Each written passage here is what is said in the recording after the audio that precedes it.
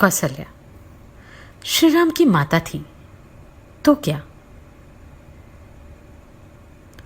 वह एक माता भी तो थी।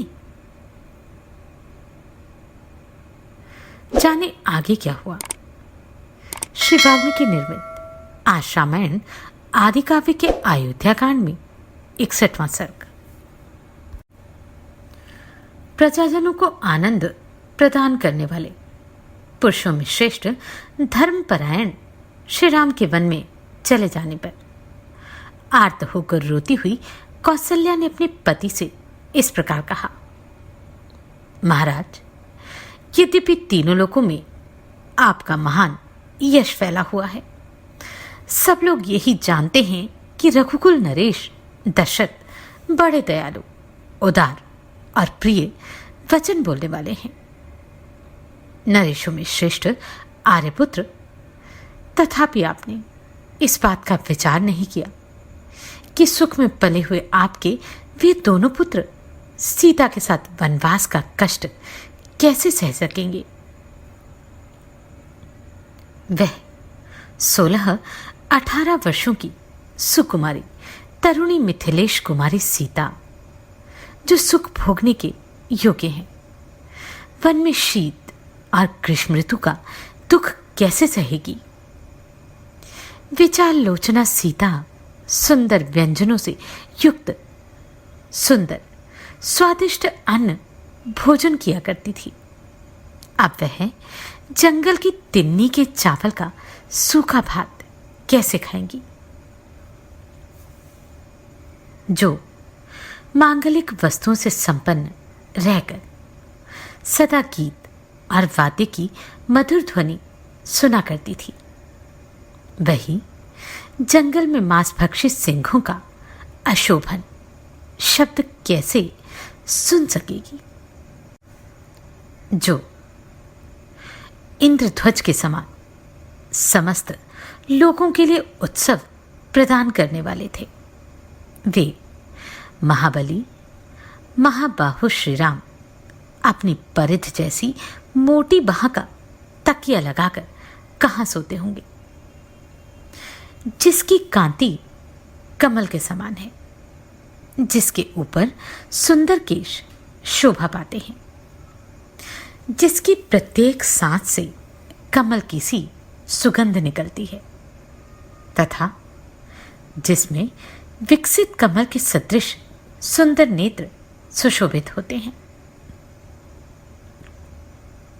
श्री राम के उस मनोहर मुख को मैं कब देखूंगी। मेरा हृदय निश्चय ही लोहे का बना हुआ है, इसमें संशय नहीं है, क्योंकि श्री राम को न देखने पर भी मेरे इस हृदय के सहस्त्रों टुकड़े नहीं हो जाते।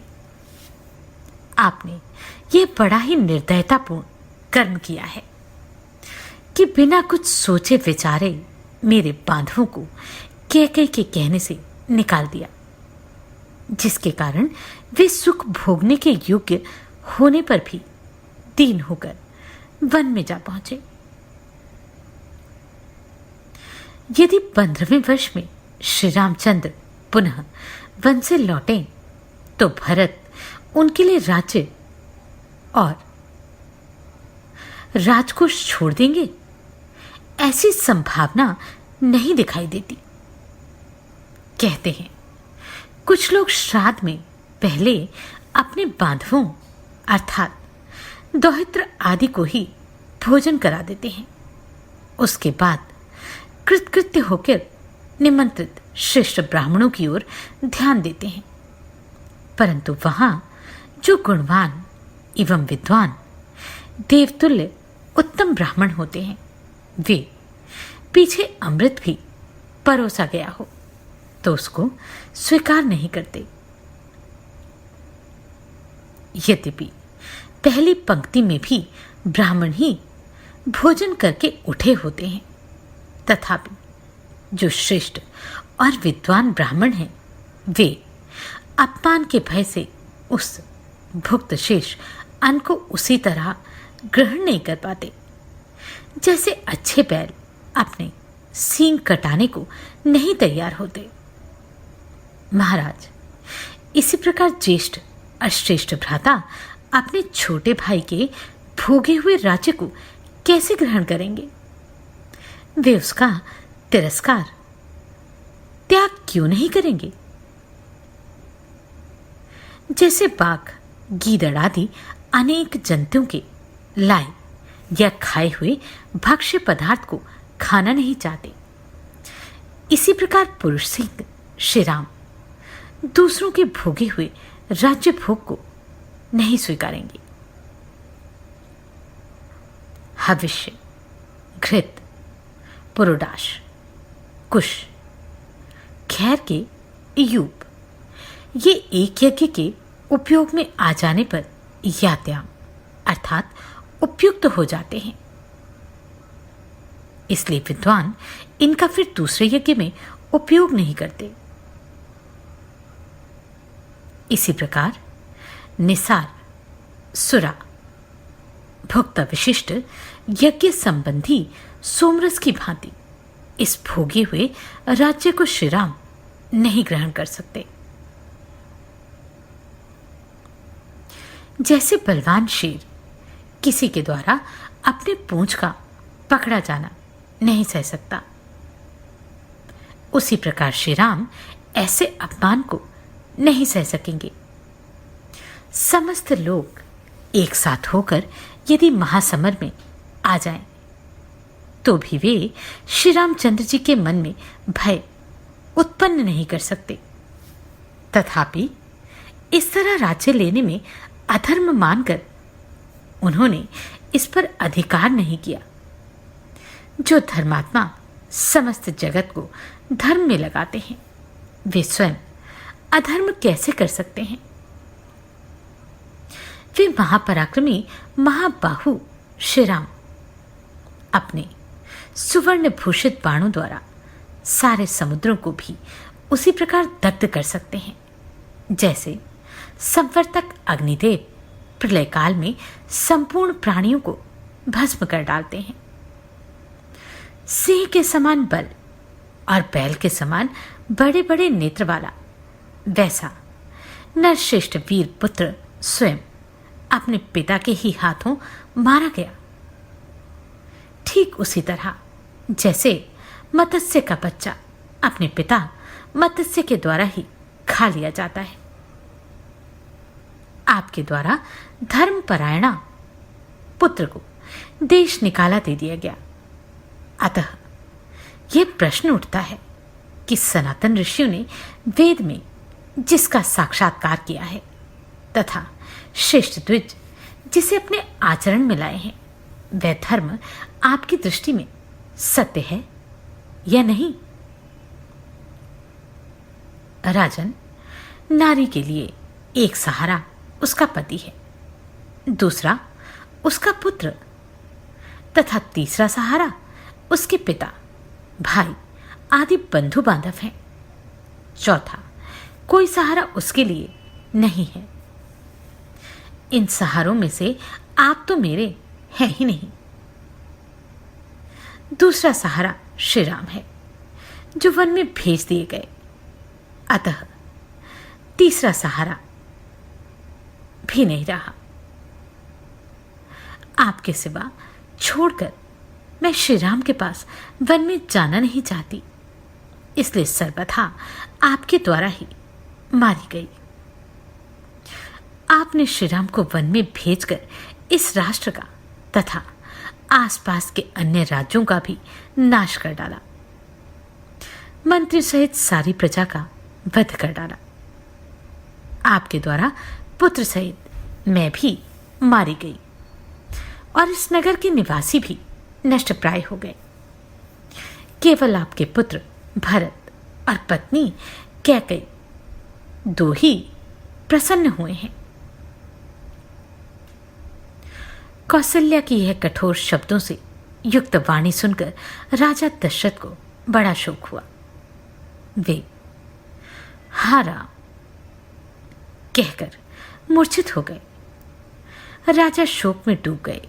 फिर उसी समय उन्हें अपने एक पुराने दुष्कर्म का स्मरण हो आया, जिसके कारण उन्हें यह दुख प्राप्त हुआ था। इस प्रकार श्री वाल्मीकि निर्मित आशामयन आदि काव्य के अयोध्या कांड में 61वां सर्ग पूरा हुआ। जानते हैं राजा का कौन सा दुष्कर्म था जो उनकी इस अवस्था का कारण बना? अगले अध्याय में। श्री राम के दुख से दुखित राजा दशरथ को यकायक कुछ स्मरण हो आया। वह कौन सा दुष्कर्म था जिसके कारण राजा इस अवस्था को प्राप्त हुए थे? जाने आगे क्या हुआ। श्री वाल्मीकि निर्मित आशामय आदि काव्य के अयोध्या कांड में 62वां सर्ग। शोकमग्न हो कुपित हुई श्री राम माता कौसल्या ने जब राजा दशरथ को इस प्रकार कठोर वचन सुनाया, तब वे दुखित होकर बड़ी चिंता में पड़ गए। चिंतित होने के कारण राजा की सारी इंद्रियां मुंह से आच्छन्न हो गईं। तदनंतर दीर्घकाल के पश्चात शत्रुओं को संताप देने वाले राजा दशरथ को चेत हुआ। चेताने पर उन्होंने लंबी सांस ली और कौसल्या को बगल में बैठी हुई देख वे फिर चिंता में पड़ गए। चिंता में पड़े पड़े ही उन्हें अपने एक दुष्कर्म का स्मरण हो आया जो इन शब्दभेदी बाण चलाने वाले नरेश के द्वारा पहले अनजाने में बन गया था। उस शोक से तथा श्री राम के शोक से भी राजा के मन में बड़ी वेदना हुई। उन दोनों ही शोकों से महाराज संतप्त होने लगे। उन दोनों शोकों से दग्ध होते हुए दुखी राजा दशरथ नीचे मुंह किए थर थर कांपने लगे और कौसल्या को मनाने के लिए हाथ जोड़कर बोले, कौसल्य, मैं तुमसे निहोरा चाहता हूं, तुम प्रसन्न हो जाओ। देखो, मैंने ये दोनों हाथ जोड़ लिए हैं। तुम तो दूसरों पर भी सदा वात्सल्य और दया दिखाने वाली हो, फिर मेरे प्रति क्यों कठोर हो गई? देवी, पति गुणवान हो या गुणहीन, धर्म का विचार करने वाली सती नारियों के लिए वह प्रत्यक्ष देवता है। तुम तो सदा धर्म में तत्पर रहने वाली और लोक में भले बुरे को समझने वाली हो। यद्यपि तुम भी दुखित हो, तथापि मैं भी महान दुख में पड़ा हुआ हूं। अतः तुम्हें मुझसे कठोर वचन नहीं कहना चाहिए। दुखी हुए राजा दशरथ के मुख से कहे गए उस करुणाजनक वचन को सुनकर कौसल्या अपने नेत्रों से आंसू बहाने लगी, मानो छत की नाली से नूतन वर्षा का जल गिर रहा हो।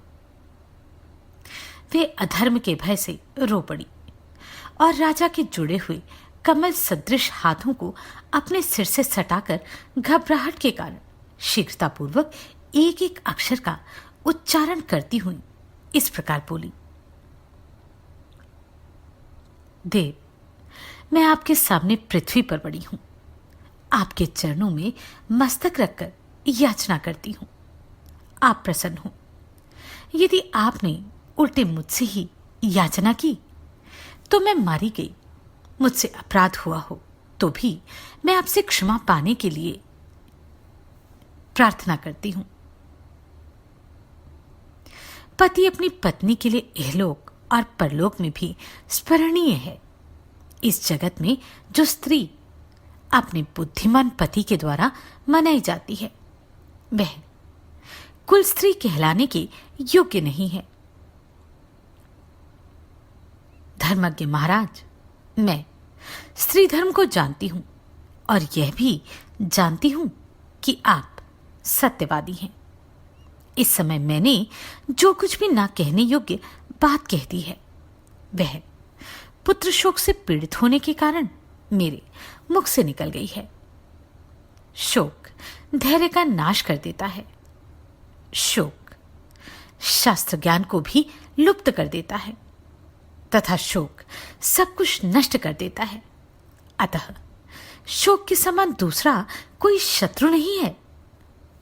शत्रु के हाथ से अपने ऊपर पड़ा हुआ शस्त्रों का प्रहार सह लिया जा सकता है, परंतु दैववश प्राप्त हुआ थोड़ा सा भी शोक नहीं सहा जाता। श्री राम को वन गए आज 5 रातें बीत गई। मैं यही गिनती रहती हूं। शोक ने मेरे हर्ष को नष्ट कर दिया है। अतः ये 5 रात मेरे लिए 5 वर्षों के समान प्रतीत हुई हैं। श्री राम का ही चिंतन करने के कारण मेरे हृदय का यह शोक बढ़ता जा रहा है, जैसे नदियों के वेग से समुद्र का जल बहुत बढ़ जाता है। कौसल्या इस प्रकार शुभ वचन कह ही रही थी कि सूर्य की किरणें मंद पड़ गई और रात्रि काल आ पहुंचा। देवी कौसल्या की इन बातों से राजा को बड़ी प्रसन्नता हुई। साथ ही वे श्री राम के शोक से भी पीड़ित थे। इस हर्ष और शोक की अवस्था में उन्हें नींद आ गई। इस प्रकार श्री वाल्मीकि निर्मित आशामयन आदि काव्य के अयोध्या कांड में 62वां सर्ग पूरा हुआ। जानते हैं, राजा दशरथ का शोक निद्रा आने से कम हुआ या बढ़ गया? अगले अध्याय में। कौसल्या और दशरथ साथ बैठकर अपना दुख बांट रहे थे। कदाचित यही कारण था कि दशरथ को निद्रा आ गई। जानते हैं आगे क्या हुआ? श्री वाल्मीकि निर्मित आशामयन आदि काव्य के अयोध्या कांड में 63वां सर्ग। राजा दशरथ 2 ही घड़ी के बाद फिर जाग उठे। उस समय उनका हृदय शोक से व्याकुल हो रहा था। वे मन ही मन चिंता करने लगे। श्री राम और लक्ष्मण के वन में चले जाने से इन इंद्र तुल्य तेजस्वी महाराज दशरथ को शोक ने उसी प्रकार धर दबोया जैसे राहु का अंधकार सूर्य को ढक लेता है। पत्नी सहित श्री राम के वन में चले जाने पर कौशल नरेश दशरथ ने अपने पुरातन पाप का स्मरण करके कजरारे नेत्रों वाली कौशल्या से कहने का विचार किया। उस समय श्री रामचंद्र जी को वन में गए 6ठी रात बीत रही थी। जब आधी रात हुई तब राजा दशरथ को उस पहले के किए हुए दुष्कर्म का स्मरण हुआ।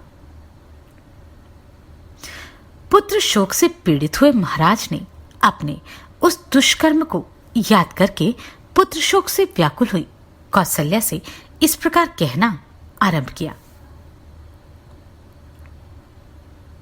कल्याणी, मनुष्य शुभ या अशुभ जो भी कर्म करता है, भद्रे, अपने इसी कर्म के फलस्वरूप सुख या दुख कर्ता को प्राप्त होते हैं।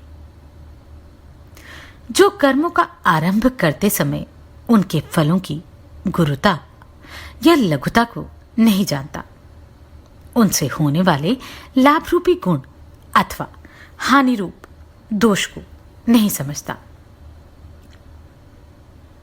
वह मनुष्य बालक अर्थात मूर्ख कहा जाता है। कोई मनुष्य पलाश का सुंदर फूल देखकर मन ही मन यह अनुमान करके इसका फल और भी मनोहर तथा सुस्वादु होगा, फल की अभिलाषा से आम के बगीचे को काटकर वहां पलाश के पौधे लगाता और सींचता है। वह फल लगने के समय पश्चाताप करता है, क्योंकि उससे अपनी आशा के अनुरूप फल वह नहीं पाता। जो क्रियमाण कर्म के फल का ज्ञान या विचार न करके केवल कर्म की ओर ही दौड़ता है, उसे उसका फल मिलने के समय उसी तरह शोक होता है जैसा कि आम काटकर पलाश सींचने वाले को हुआ करता है। मैंने भी आम का वन काटकर पलाशों को ही सींचा है। इस कर्म के फल की प्राप्ति के समय जब श्री राम को खोकर मैं पश्चाताप कर रहा हूं, मेरी बुद्धि कैसी खोटी है।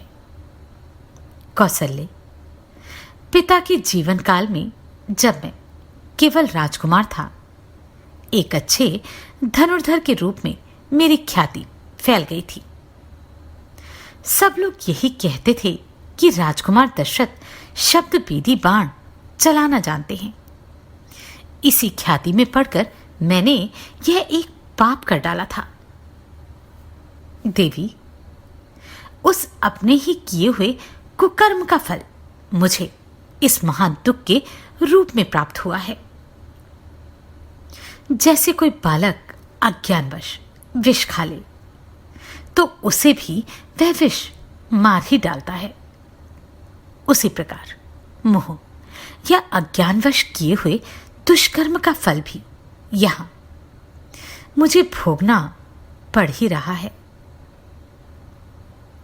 जैसे दूसरा कोई गंवार मनुष्य पलाश के फूलों पर ही मोहित हो उसके कड़वे फल को नहीं जानता, उसी प्रकार मैं भी शब्द विधि बाण विद्या की प्रशंसा सुनकर उस पर मुग्ध हो गया। उसके द्वारा ऐसा क्रूरतापूर्ण पाप कर्म बन सकता है और ऐसा भयंकर फल प्राप्त हो सकता है, इसका ज्ञान मुझे नहीं था।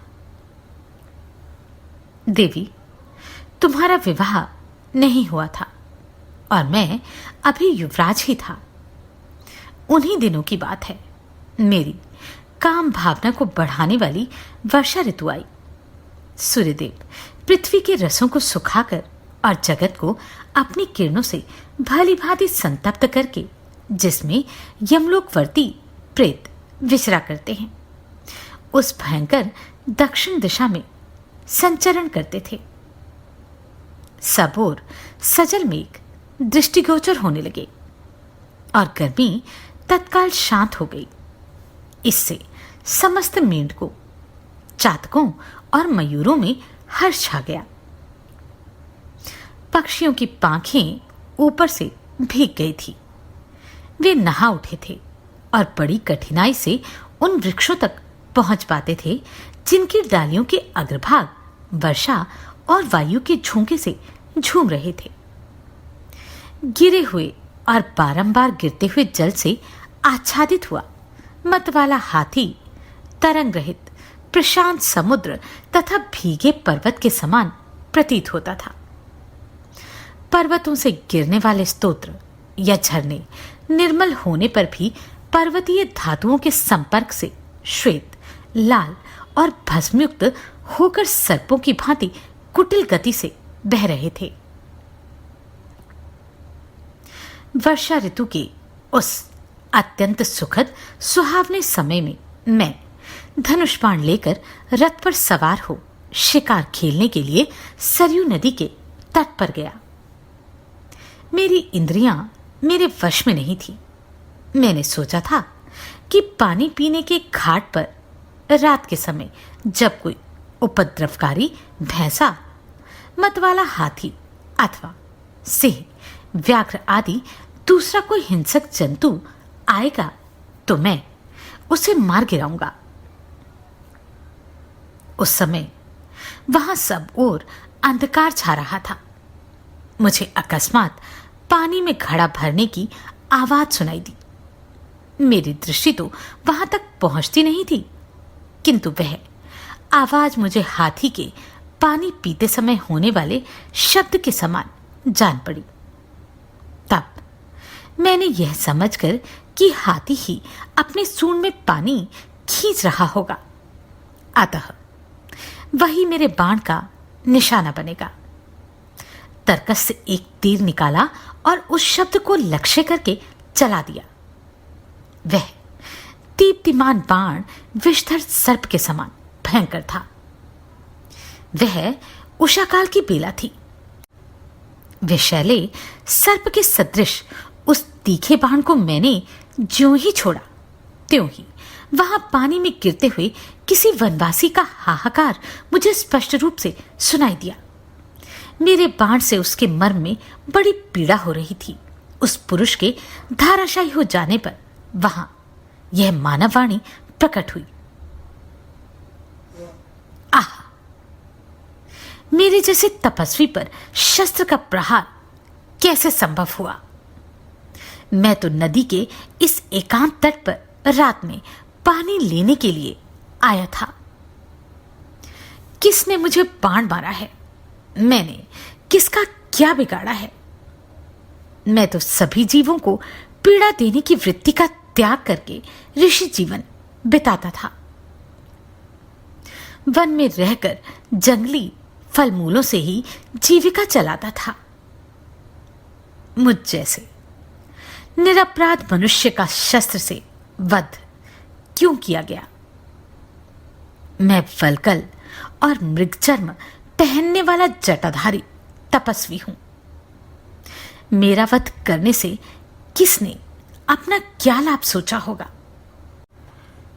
मैंने मारने वाले का क्या अपराध किया था?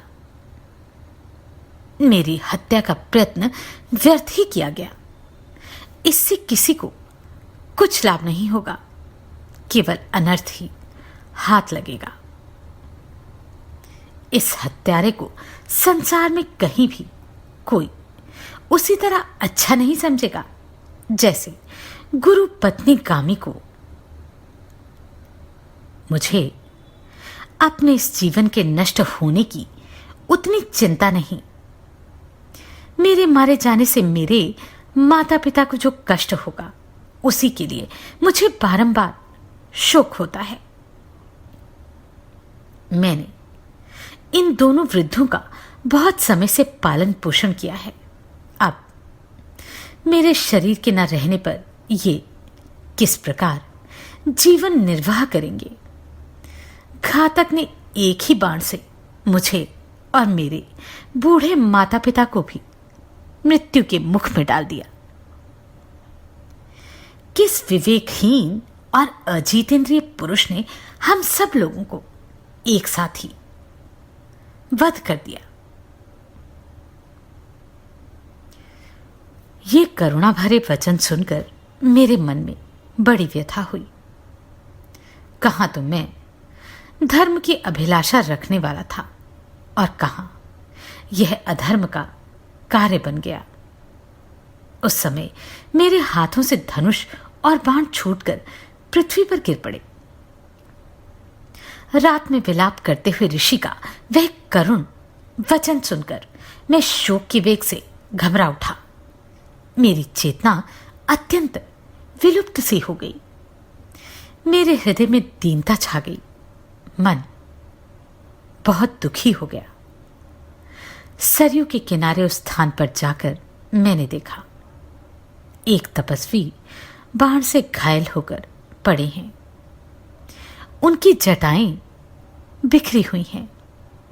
घड़े का जल गिर गया है तथा सारा शरीर धूल और खून में सना हुआ है। वे बाण से बिंधे हुए पड़े थे। उनकी अवस्था देखकर मैं डर गया। मेरा चित्त ठिकाने नहीं था। उन्होंने दोनों नेत्रों से मेरी ओर इस प्रकार देखा मानो अपने तेज से मुझे भस्म कर देना चाहते हों। वे कठोर वाणी में यूं बोले, राजन, वन में रहते हुए मैंने तुम्हारा कौन सा अपराध किया जिससे तुमने मुझे बाण मारा?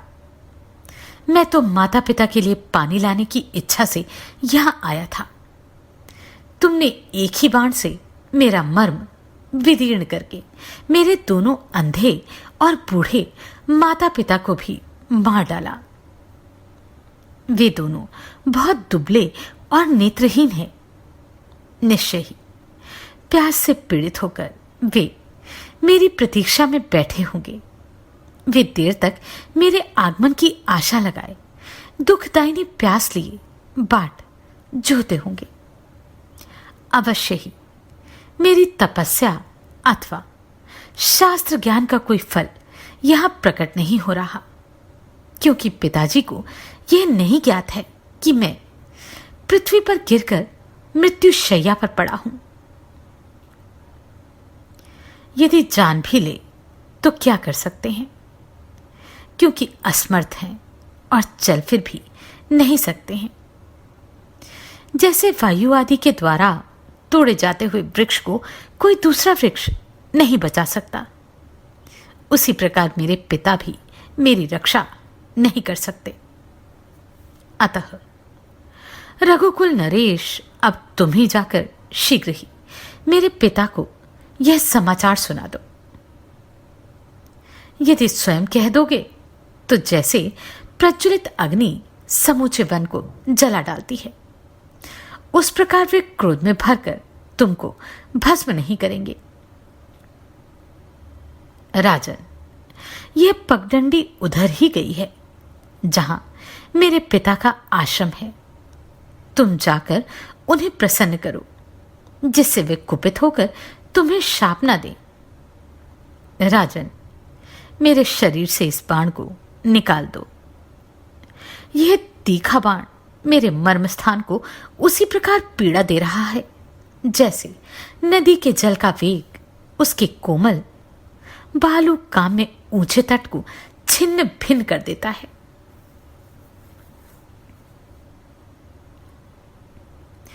मुनि कुमार की यह बात सुनकर मेरे मन में यह चिंता समाई कि यदि बाण नहीं निकालता हूं तो इन्हें कलेश होता है, और निकाल देता हूं तो ये अभी प्राणों से भी हाथ धो बैठते हैं।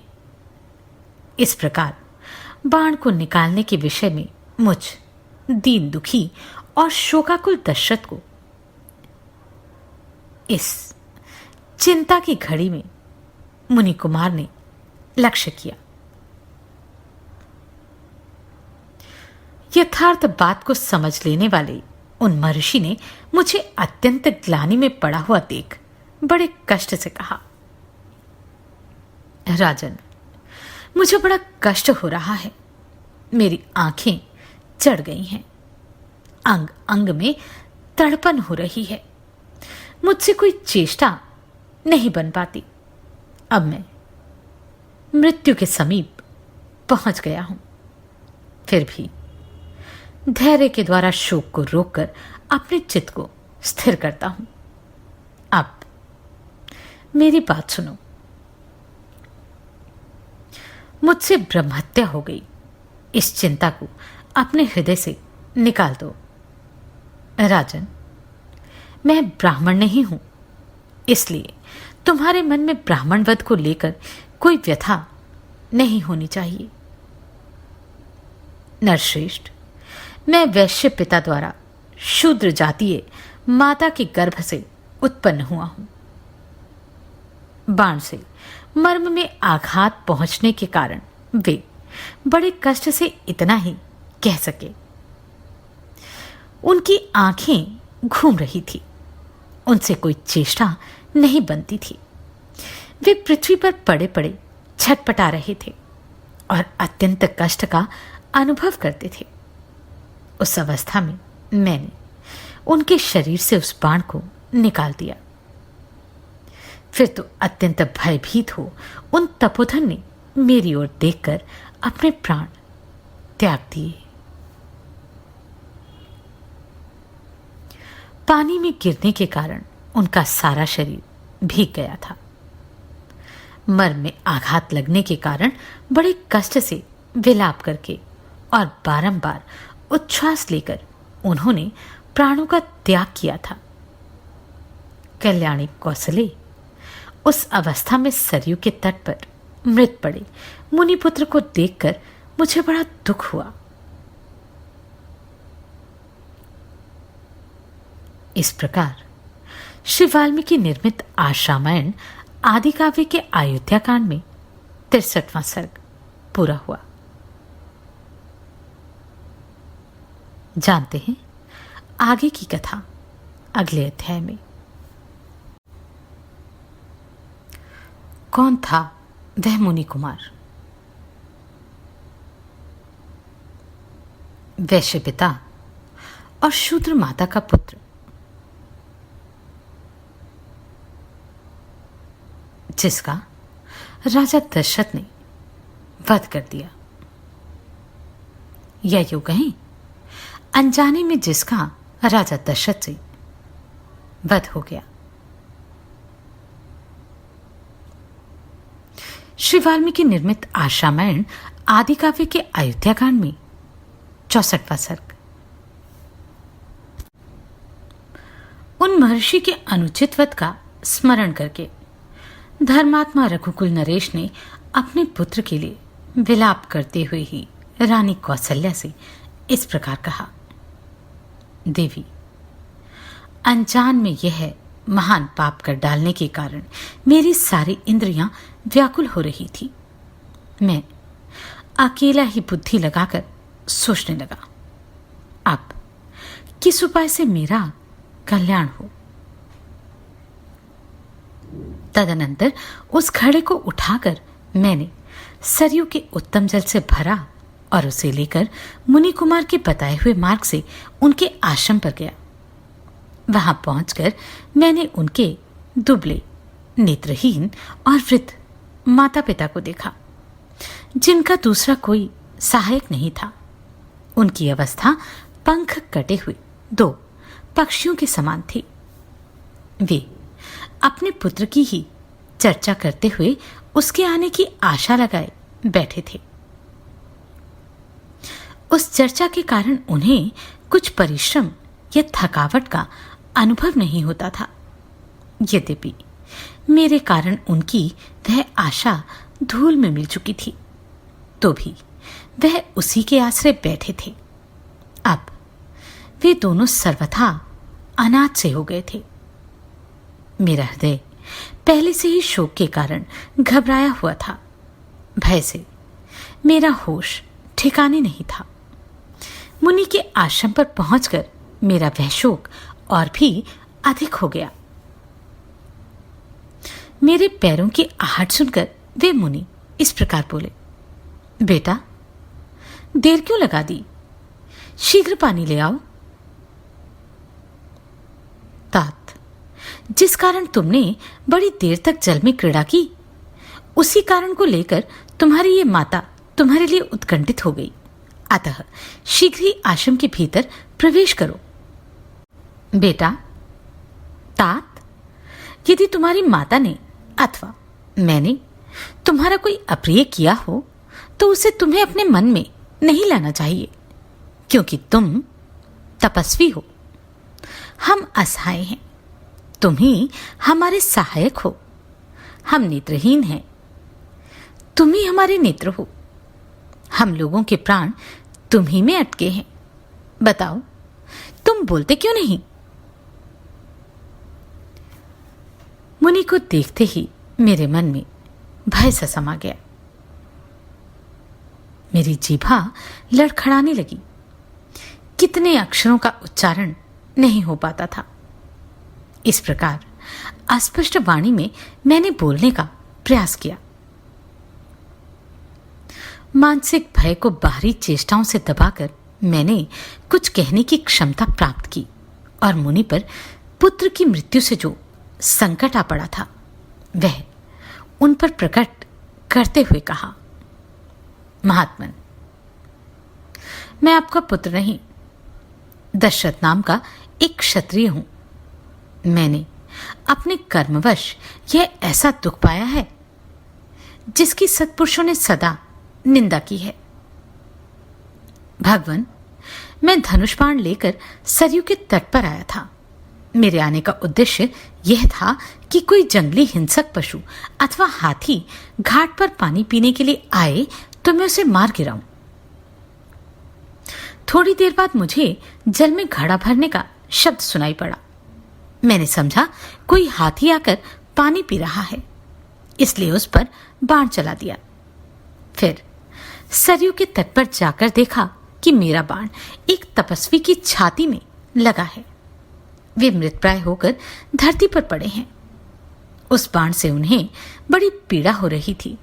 अतः उस समय उन्हीं के कहने से मैंने सहसा वह बाण उनके मर्मस्थान से निकाल दिया। बाण निकालने के साथ ही वे तत्काल स्वर्ग सिधार गए। मरते समय उन्होंने आप दोनों पूजनीय नेत्रहीन पिता माता के लिए बड़ा शोक और विलाप किया था। इस प्रकार अनजाने में मेरे हाथ से आपके पुत्र का वध हो गया। ऐसी अवस्था में मेरे प्रति जो श्राप या अनुग्रह शेष हो, उसे देने के लिए आप महर्षि मुझ पर प्रसन्न हो। मैंने अपने मुंह से अपना पाप प्रकट कर दिया था, इसलिए मेरी क्रूरता से भरी हुई यह बात सुनकर भी वे पूज्यपात महर्षि मुझे कठोर दंड भस्म हो जाने का शाप नहीं दे सके। उनके मुख पर आंसुओं की धारा बह चली और वे शोक से मूर्छित होकर दीर्घ निश्वास लेने लगे। मैं हाथ जोड़े उनके सामने खड़ा था। उस समय उन महातेजस्वी मुनि ने मुझसे कहा, राजन, यदि यह अपना पाप कर्म तुम स्वयं आकर न बताते तो शीघ्र ही तुम्हारे मस्तक के सैकड़ों हजारों टुकड़े हो जाते। नरेश्वर, यदि क्षत्रिय जानबूझकर विशेषतः किसी वानप्रस्थी का वध कर डाले तो वह वज्रधारी इंद्र ही क्यों ना हो, उसे अपने स्थान से भ्रष्ट कर देता है। तपस्या में लगे हुए वैसे ब्रह्मवादी मुनि पर जानबूझकर शस्त्र का प्रहार करने वाले पुरुष के मस्तक के 60 टुकड़े हो जाते हैं। तुमने अनजाने में यह पाप किया है, इसलिए अभी तक जीवित हो। यदि जानबूझकर किया होता तो समस्त रघुवंशियों का कुल ही नष्ट हो जाता। अकेले तुम्हारी तो बात ही क्या है। उन्होंने मुझसे यह भी कहा, नरेश्वर, तुम हम दोनों को उस स्थान पर ले चलो जहां हमारा पुत्र मृत पड़ा है। इस समय हम उसे देखना चाहते हैं। यह हमारे लिए उसका अंतिम दर्शन होगा। तब मैं अकेला ही अत्यंत दुख में पड़े हुए उन दंपत्ति को उस स्थान पर ले गया जहां उनका पुत्र काल के अधीन होकर पृथ्वी पर अचेत पड़ा था। उसके सारे अंग लहू से लथपथ हो गए। मृगचर्म और वस्त्र बिखरे पड़े थे। मैंने पत्नी सहित मुनि को उनके पुत्र के शरीर का स्पर्श कराया। वे दोनों तपस्वी अपने उस पुत्र का स्पर्श करके उसके अत्यंत निकट जाकर उसके शरीर पर गिर पड़े। फिर पिता ने पुत्र को संबोधित करके उससे कहा, बेटा, आज तुम मुझे ना तो प्रणाम करते हो ना मुझसे बोलते ही हो। तुम धरती पर क्यों सो रहे हो? क्या तुम हमसे रूठ गए हो? बेटा, यदि मैं तुम्हारा प्रिय नहीं हूं तो तुम अपनी इस धर्मात्मा माता की ओर तो देखो। तुम इसके हृदय से क्यों नहीं लग जाते? बस कुछ तो बोलो। अब पिछली रात में मधुर स्वर से शास्त्र या पुराणादि अन्य किसी ग्रंथ का विशेष रूप से स्वाध्याय करते हुए किसके मुंह से मैं मनोरम शास्त्र चर्चा सुना करूंगा? अब कौन स्नान, संध्योपासन तथा अग्निहोत्र करके मेरे पास बैठकर पुत्र शोक के भय से पीड़ित हुए मुझ वृद्ध को सांत्वना देता हुआ मेरी सेवा करेगा? कौन ऐसा है जो कंद, मूल और फल लाकर मुझ अकर्मण्य अन्न संग्रह से रहित और अनाथ को प्रिय अतिथि की भांति भोजन कराएगा? बेटा, तुम्हारी ये तपस्विनी माता नेत्रहीन, वृद्ध, दीन तथा पुत्र के लिए उत्कंठित रहने वाली है। मैं स्वयं नेत्रहीन होकर इसका भरण पोषण कैसे करूंगा? पुत्र, ठहरो। आज यमराज के घर ना जाओ, कल मेरे और अपनी माता के साथ चलना। हम दोनों शोक से आर्त, अनाथ और दीन हैं। तुम्हारे न रहने पर हम शीघ्र ही यमलोक की राह लेंगे। तदनंतर सूर्यपुत्र यमराज का दर्शन करके मैं उनसे यह बात कहूंगा, धर्मराज, मेरे अपराध को क्षमा करें और मेरे पुत्र को छोड़ दें, जिससे ये अपने माता पिता का भरण पोषण कर सके। ये धर्मात्मा है, महायशस्वी लोकपाल है। मुझ जैसे अनाथ को वह एक बार अभयदान दे सकते हैं। बेटा, तुम निष्पाप हो, किंतु एक पापकर्मा क्षत्रिय ने तुम्हारा वध किया है। इस कारण मेरे सत्य के प्रभाव से तुम शीघ्र ही उन लोकों में जाओ जो अस्त्रयोधी शूरवीरों को प्राप्त होते हैं। बेटा, युद्ध में पीठ न दिखाने वाले शूरवीर सम्मुख युद्ध में मारे जाने पर जिस गति को प्राप्त होते हैं, उसी उत्तम गति को तुम भी जाओ। वत्स, राजा सगर, शैब्य, दिलीप, जन्मेजय, नहुष और धुंधुमार जिस गति को प्राप्त हुए, वही तुम्हें भी मिले। स्वाध्याय और तपस्या से समस्त प्राणियों के आश्रयभूत जिस परब्रह्म की प्राप्ति होती है, वही तुम्हें भी प्राप्त हो। वत्स, भूमिदाता अग्निहोत्री, एक पत्नी व्रती, 1000 गौं का दान करने वाले, गुरु की सेवा करने वाले तथा महाप्रस्थान आदि के द्वारा देह त्याग करने वाले पुरुष को जो गति मिलती है, वही तुम्हें भी प्राप्त हो। हम जैसे तपस्वियों के इस कुल में पैदा हुआ कोई पुरुष बुरी गति को नहीं प्राप्त हो सकता। बुरी गति तो उसकी होगी जिसने मेरे बांधव रूप तुम्हें अकारण मारा है। इस प्रकार वे दीन भाव से बारंबार विलाप करने लगे। तत्पश्चात अपनी पत्नी के साथ वे पुत्र को जलांजलि देने के कार्य में प्रवृत्त हुए।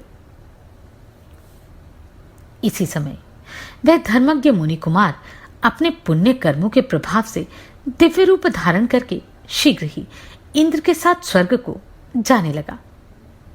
इंद्र सहित उस तपस्वी ने अपने दोनों वृद्ध पिता माता को एक मुहूर्त तक आश्वासन देते हुए उनसे बातचीत की।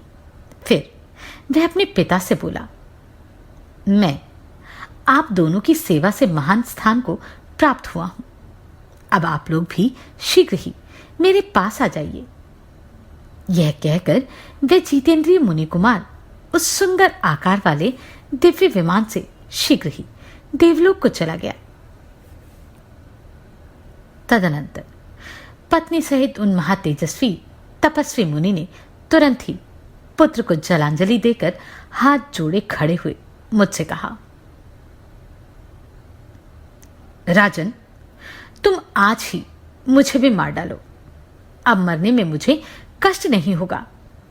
मेरा एक ही पुत्र था जिसे तुमने अपने बाण का निशाना बनाया और मुझे पुत्रहीन कर दिया। तुमने अज्ञानवश जो मेरे बालक की हत्या की है, उसके कारण मैं तुम्हें भी अत्यंत भयंकर एवं भली भांति दुख देने वाला शाप दूंगा। राजन, इस समय पुत्र के वियोग से मुझे जैसा कष्ट हो रहा है, ऐसा ही तुम्हें भी होगा। तुम भी पुत्र शोक से ही काल के गाल में जाओगे।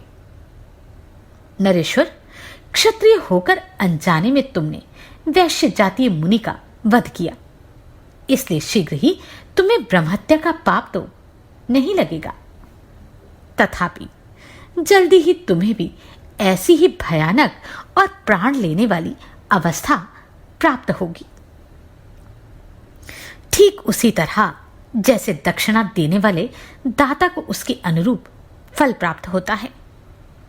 इस प्रकार मुझे शाप देकर वे बहुत देर तक करुणाजनक विलाप करते रहे।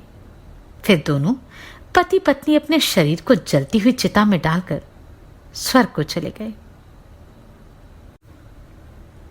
देवी, इस प्रकार बाल स्वभाव के कारण मैंने पहले शब्द बेधी बाण मारकर और फिर उस मुनि के शरीर से बाण को खींचकर जो उनका वधरूपी पाप किया था, वह आज इस पुत्र वियोग की चिंता में पड़े हुए मुझे स्वयं ही स्मरण हो आया है। देवी, अपथ्य वस्तुओं के साथ अन्न रस ग्रहण कर लेने पर जैसे शरीर में रोग उत्पन्न हो जाता है, उसी प्रकार यह उस पाप कर्म का फल उपस्थित हुआ है। अतः कल्याणी, उन उदार महात्मा का शाप रूपी वचन इस समय मेरे पास फल देने के लिए आ गया है। ऐसा कहकर वे भूपाल मृत्यु के भय से त्रस्त हो अपनी पत्नी से रोते हुए बोले, कौसल्य, अब मैं पुत्र शोक से अपने प्राणों का त्याग करूंगा। इस समय मैं तुम्हें अपनी आंखों से देख नहीं पाता। तुम मेरा स्पर्श करो। जो मनुष्य यमलोक में जाने वाले मरणासन होते हैं, वे अपने बांधवजनों को देख नहीं पाते। यदि श्री राम आकर एक बार मेरा स्पर्श करे अथवा ये धन वैभव और युवराज पद स्वीकार कर ले, तो मेरा विश्वास है कि मैं जी सकता हूं। देवी, मैंने श्री राम के साथ जो बर्ताव किया वह मेरे योग्य नहीं था, परंतु श्री राम ने मेरे साथ जो व्यवहार किया वह सर्वथा उन्हीं की योग्य था। कौन बुद्धिमान पुरुष इस भूतल पर अपने दुराचारी पुत्र का भी परित्याग कर सकता है? एक मैं हूं जिसने अपने धर्मात्मा पुत्र को त्याग दिया, तथा कौन ऐसा पुत्र है जिसे घर से निकाल दिया जाए, वह अपने पिता को कोसे तक नहीं। परंतु श्री राम चुपचाप चले गए। उन्होंने मेरे विरुद्ध एक शब्द भी नहीं कहा। कौसल्य, अब मेरी आंखें तुम्हें नहीं देख पाती हैं, स्मरण शक्ति भी लुप्त होती जा रही है। उधर देखो, ये यमराज के दूत मुझे यहां से ले जाने के लिए उतावले हो उठे हैं। इससे बढ़कर दुख मेरे लिए क्या हो सकता है कि मैं प्राणांत के समय सत्य पराक्रमी धर्मज्ञ राम का दर्शन नहीं पा रहा, जिनकी समता करने वाला संसार में दूसरा कोई नहीं है। उन प्रिय पुत्र श्री राम के न देखने का शोक मेरे प्राणों को उसी तरह सुखाए डालता है जैसे धूप थोड़े से जल को शीघ्र सुखा देती है। वे मनुष्य नहीं देवता हैं जो आपके 15वें वर्ष वन से लौटने पर श्री राम का सुंदर मनोहर कुंडलों से अलंकृत मुख देखेंगे, जो कमल के समान नेत्र, सुंदर भौंपे, स्वच्छ दांत और मनोहर नासिका से सुशोभित श्री राम के चंद्रोपम मुख का दर्शन करेंगे। वे धन्य हैं जो मेरे श्री राम के शरचंद्र सदृश मनोहर और प्रफुल्ल कमल के समान सुवासित मुख का दर्शन करेंगे। वे धन्य हैं जैसे मूर्ता आदि अवस्थाओं को त्याग कर अपने उच्च मार्ग में स्थित शुक्र का दर्शन करके लोग सुखी होते हैं, उसी प्रकार वनवास की अवधि समाप्त करके पुनः अयोध्या में लौटकर आए हुए श्री राम को जो देख पाएंगे वे ही सुखी होंगे। कौशल्य, मेरे चित्त पर मोह छा रहा है। हृदय विदीर्ण सा हो रहा है। इंद्रियों से संयोग होने पर भी मुझे शब्द, स्पर्श और रसादि विषयों का अनुभव नहीं हो रहा। जैसे तेल समाप्त हो जाने पर दीपक की अरुण प्रभा विलीन हो जाती है, उसी प्रकार चेतना के नष्ट होने से मेरी सारी इंद्रियां ही नष्ट हो चली हैं। जिस प्रकार नदी का वेग अपने ही किनारे को काट गिराता है, उसी प्रकार मेरा अपना ही उत्पन्न किया हुआ शोक मुझे वेग पूर्वक अनाथ और अचेत किए दे रहा है। हाँ महाबाहु रघुनंदन, हाँ मेरे कष्टों को दूर करने वाले श्री राम, हाँ पिता के प्रिय पुत्र, हाँ मेरे नाथ, हाँ मेरे पुत्र, तुम कहां चले गए? हाँ कौशल्य, अब मुझे कुछ दिखाई नहीं देता। हाँ तपस्विनी सुमित्रे, अब मैं इस लोक से जा रहा हूं। हाँ मेरे शत्रु, क्रूर, कुलांगार कैकेयी, तेरी कुटिल इच्छा पूरी हुई। इस प्रकार श्री राम माता कौशल्या और सुमित्रा के निकट शोकपूर्ण विलाप करते हुए राजा दशरथ के जीवन का अंत हो गया। अपने प्रिय पुत्र के वनवास से शोकाकुल हुए राजा दशरथ इस प्रकार दीनतापूर्ण वचन कहते हुए अर्धरात्रि बीतते बीतते अत्यंत दुख से पीड़ित हो अपने प्राणों को त्याग चले गए। इस प्रकार श्री वाल्मीकि निर्मित आश्रामण आदि काव्य के अयोध्या कांड में 64वां सर्ग पूरा हुआ। जानते हैं आगे क्या हुआ अगले अध्याय में। राजा दशरथ को अंत समय में अपना पापपूर्ण कृत्य स्मरण हो आया और श्री राम को याद करते करते उन्होंने प्राणों को त्याग दिया। जानते हैं आगे क्या हुआ। श्री वाल्मीकि निर्मित आश्रामण आदि काव्य के अयोध्या कांड में 65वां सर्ग। तदनंतर रात बीतने पर दूसरे दिन प्रातः ही बंदीजन महाराज की स्तुति करने के लिए राजमहल में उपस्थित हुए। व्याकरण ज्ञान से संपन्न अथवा उत्तम अलंकारों से विभूषित सूत, उत्तम रूप से वंश परंपरा का श्रवण करने वाले मागध और संगीत शास्त्र का अनुशीलन करने वाले गायक अपने अपने मार्ग के अनुसार पृथक पृथक यशोगान करते हुए वहां आए। उच्च स्वर से आशीर्वाद देते हुए राजा की स्तुति करने वाले उन सूत, मागध आदि का शब्द राजमहलों की भीतरी भाग में फैलकर गूंजने लगा। वे सूतगण स्तुति कर रहे थे। इतने ही में पणिवादक वहां आए और राजाओं के बीते हुए अद्भुत कर्मों का बखान करते हुए ताल गति के अनुसार तालियां बजाने लगे। उस शब्द से वृक्षों की शाखाओं पर बैठे हुए तथा राजकुल में ही विचरने वाले पिंजरे में बंद शुक आदि पक्षी जागकर चहचहाने लगे। शुक आदि पक्षियों तथा ब्राह्मणों के मुख से निकले हुए पवित्र शब्द, वीणाओं के मधुर नाद तथा गाथाओं के आशीर्वाद युक्त गान से वह सारा भवन गूंज उठा। तदनंतर सदाचारी तथा परिचर्या कुशल सेवक, जिनमें स्त्रियों और खोजों की संख्या अधिक थी, पहले की भांति उस दिन भी राजभवन में उपस्थित हुए। स्नान विधि के ज्ञाता भृत्यजन विधि पूर्वक सोने के घड़ों में चंदन मिश्रित जल लेकर ठीक समय पर आए।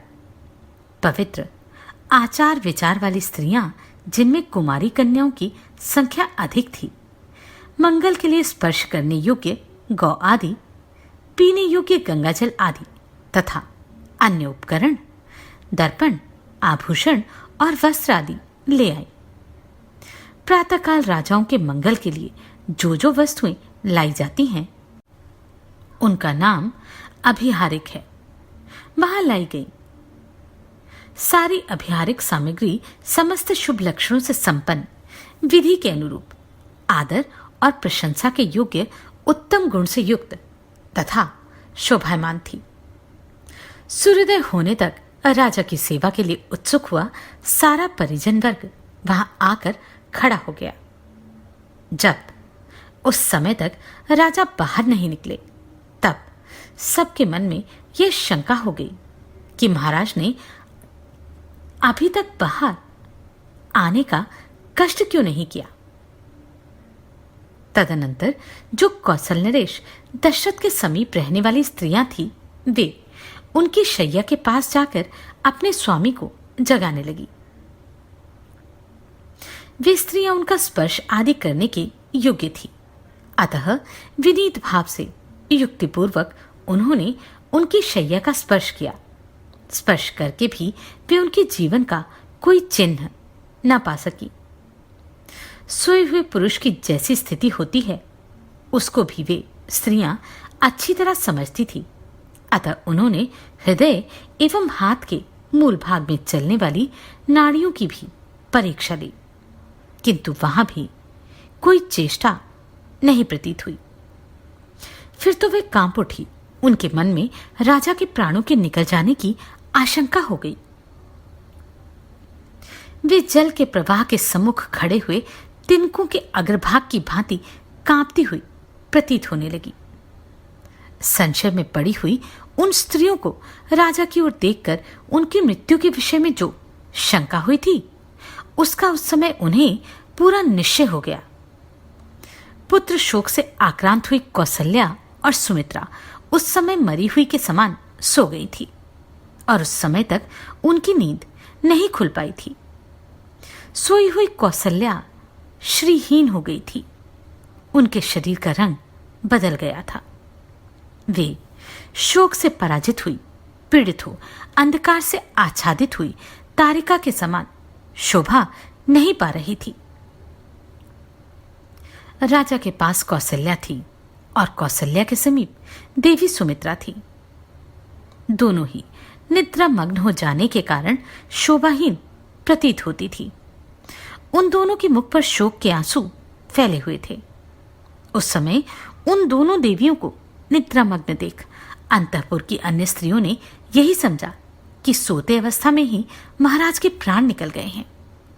फिर तो जैसे जंगल में युद्धपति गजराज के अपने वास स्थान से अन्यत्र चले जाने पर हथनियां करुण चित्कार करने लगती हैं, उसी प्रकार वे अंतःपुर की सुंदर रानियां अत्यंत दुखी हो उच्च स्वर से आर्तनाद करने लगी। उनके रोने की आवाज से कौसल्या और सुमित्रा की भी नींद टूट गई और वे दोनों सहसा जाग उठी। कौसल्या और सुमित्रा ने राजा को देखा, उनके शरीर का स्पर्श किया और आहनाद की पुकार मचाती हुई वे दोनों रानियां पृथ्वी पर गिर पड़ी। कौशल राजकुमारी कौसल्या धरती पर लौटने और छटपटाने लगी। उनका धूल धूसरित शरीर शोभाहीन दिखाई देने लगा, मानो आकाश से टूटकर गिरी हुई कोई तारा धूल में लौट रही हो। राजा दशरथ के शरीर की उष्णता शांत हो गई थी। इस प्रकार उनका जीवन शांत हो जाने पर भूमि पर अचेत पड़ी हुई कौसल्या को अंतःपुर की उन सारी स्त्रियों ने मरी हुई नागिन के समान देखा। तदनंतर पीछे आई हुई महाराज की कैकेयी आदि सारी रानियां शोक से संतप्त होकर रोने लगी और अचेत होकर गिर पड़ी। उन क्रंदन करती हुई रानियों ने वहां पहले से होने वाले प्रबल आर्तनाद को और भी बढ़ा दिया। उस बड़े हुए आर्तनाद से वह सारा राजमहल पुनः बड़े जोर से गूंज उठा। काल धर्म को प्राप्त हुए राजा दशरथ का वह भवन डरे, घबराए और अत्यंत उत्सुक हुए मनुष्य से भर उठा था। सब और रोने चिल्लाने का भयंकर शब्द होने लगा। वहां राजा के सभी बंधु बांधव शोक संताप से पीड़ित होकर जुट गए। वह सारा भवन तत्काल आनंद शून्य हो दीन दुखी एवं व्याकुल दिखाई देने लगा। उन यशस्वी भूपाल शिरोमणि को दिवंगत हुआ जान उनकी सारी पत्नियां उन्हें चारों ओर से घेर कर अत्यंत दुखी हो जोर जोर से रोने लगी और उनकी दोनों बाहें पकड़कर अनाथ की भांति करुण विलाप करने लगी। इस प्रकार श्री वाल्मीकि निर्मित आश्रमायण आदि काव्य के अयोध्या कांड में 65वां सर्ग पूरा हुआ। नमस्कार, मैं आभा शर्मा जाबाज। अगर आपको ये प्रश्न सराहनीय लगे तो आप कंट्रीब्यूट कर सकते हैं।